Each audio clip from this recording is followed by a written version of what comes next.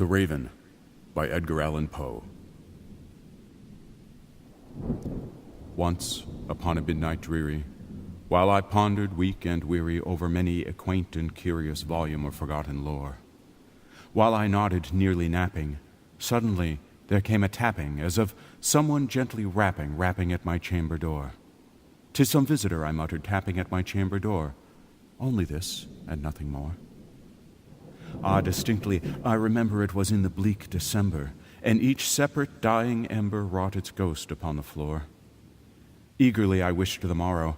Vainly I had sought to borrow from my books surcease of sorrow, sorrow for the lost Lenore, for the rare and radiant maiden whom the angels name Lenore, nameless here forevermore. And the silken, sad, uncertain rustling of each purple curtain thrilled me, filled me with fantastic terrors never felt before, so that now, to still the beating of my heart, I stood repeating, "'Tis some visitor entreating entrance at my chamber door. Some late visitor entreating entrance at my chamber door. This it is, and nothing more." Presently my soul grew stronger, hesitating then no longer. "Sir," said I, "or madam, truly, your forgiveness I implore. But the fact is I was napping, and so gently you came rapping, and so faintly you came tapping at my chamber door, that I scarce was sure I heard you." Here I opened wide the door. Darkness there, and nothing more. Deep into that darkness peering, long I stood there wondering, fearing, doubting, dreaming dreams no mortals ever dared to dream before. But the silence was unbroken, and the stillness gave no token, and the only word there spoken was the whispered word, "Lenore." This I whispered, and an echo murmured back the word, "Lenore." Merely this, and nothing more.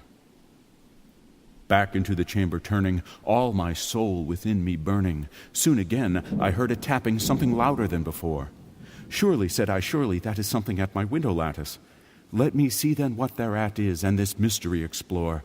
Let my heart be still a moment, and this mystery explore. 'Tis the wind, and nothing more." Open here I flung the shutter, when with many a flirt and flutter in there stepped a stately raven of the saintly days of yore. Not the least obeisance he made, not a minute stopped or stayed he, but with mien of lord or lady perched above my chamber door, perched upon a bust of Pallas above my chamber door, perched and sat, and nothing more. Then this ebony bird, beguiling my sad fancy into smiling by the grave and stern decorum of the countenance it wore, "Though thy crest be shorn and shaven, thou," I said, "art sure no craven, ghastly, grim, and ancient raven, wandering from the nightly shore. Tell me what thy lordly name is on the night's Plutonian shore." Quoth the raven, "Nevermore." Much I marveled this ungainly fowl to hear discourse so plainly, though its answer little meaning, little relevancy bore. For we cannot help agreeing that no living human being ever yet was blessed with seeing bird above his chamber door, bird or beast upon the sculpted bust above his chamber door, with such a name as Nevermore. But the raven, sitting lonely on that placid bust, spoke only that one word, as if his soul in that one word he did outpour. Nothing farther than he uttered, not a feather than he fluttered, till I scarcely more than muttered, "Other friends have flown before. On the morrow he will leave, as my hopes have flown before." Then the bird said, "Nevermore."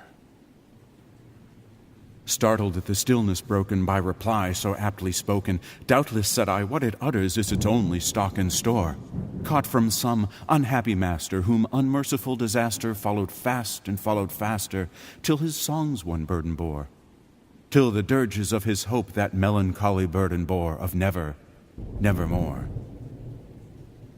But the raven, still beguiling all my sad soul into smiling, straight I wheeled a cushioned seat in front of bird and bust and door.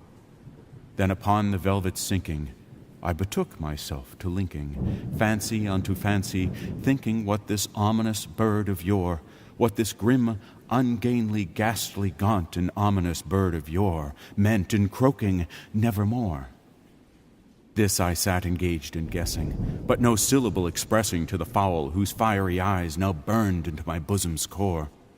This and more I sat divining, with my head at ease reclining on the cushion's velvet lining that the lamplight gloated o'er, but whose velvet vining lining with the lamplight gloating o'er she shall press, nevermore. Then methought the air grew denser, perfumed from an unseen censer swung by seraphim whose footfalls tinkled on the tufted floor. Wretch, I cried, thy God hath lent thee, by these angels he hath sent thee respite, respite and nepenthe from thy memories of Lenore. Quaff, O quaff this kind nepenthe, and forget this lost Lenore. Quoth the raven, nevermore. Prophet, said I, thing of evil, prophet still, if bird or devil, whether tempter sent, or whether tempest tossed thee here ashore, desolate yet all undaunted, on this desert land enchanted, on this home by horror haunted, tell me truly, I implore, is there balm in Gilead? Tell me, I implore. Quoth the raven, nevermore. Prophet, said I, thing of evil, prophet still, if bird or devil, by that heaven that bends above us, by that God we both adore, tell this soul with sorrow laden, if within the distant Aidenn it shall clasp a sainted maiden, whom the angels name Lenore. Clasp a rare and radiant maiden, whom the angels name Lenore. Quoth the raven, nevermore. Be that word our sign of parting, bird or fiend, I shrieked upstarting. Get thee back into the tempest and the night's Plutonian shore. Leave no black plume as a token of that lie thy soul has spoken.